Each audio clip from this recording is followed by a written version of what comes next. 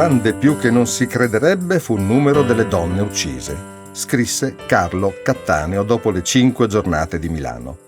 Infatti, se masse di donne rimasero inevitabilmente ai margini dei percorsi risorgimentali italiani, tuttavia è cospicua l'avanguardia di quelle, dalle nobili alle popolane, che concorsero in vario modo alla formazione dello Stato nazionale, agendo spesso sulla scena pubblica, attivando processi di emancipazione, sentendosi finalmente cittadine.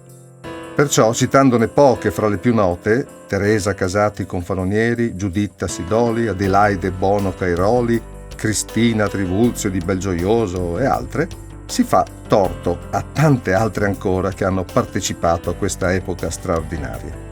Donne, insomma, non più solo modelli iconografici per lo spirito patriottico, ma concrete presenze nel viaggio verso l'indipendenza e l'unità.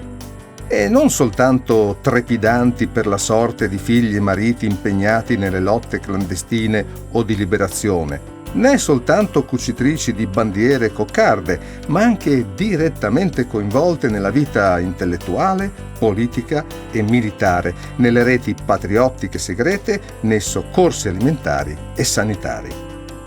Poi il tema non è nuovo. Già nell'Ottocento, infatti, si evidenziava l'adesione femminile al grande sentimento di una facoltà nuova, quella dell'italianità.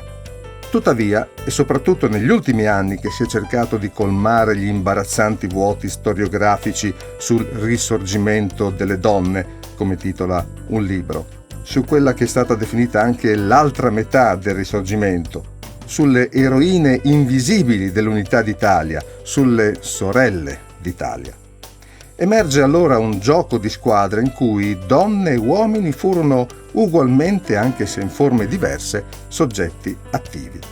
Certo, il coinvolgimento femminile va rilevato in termini di divisioni sociali e regionali, oltre che del divario fra città e campagna, e, fatte le debite proporzioni, dati interessanti affiorano anche in Friuli, dove le fonti, benché limitate, consentono comunque di delineare alcuni scenari.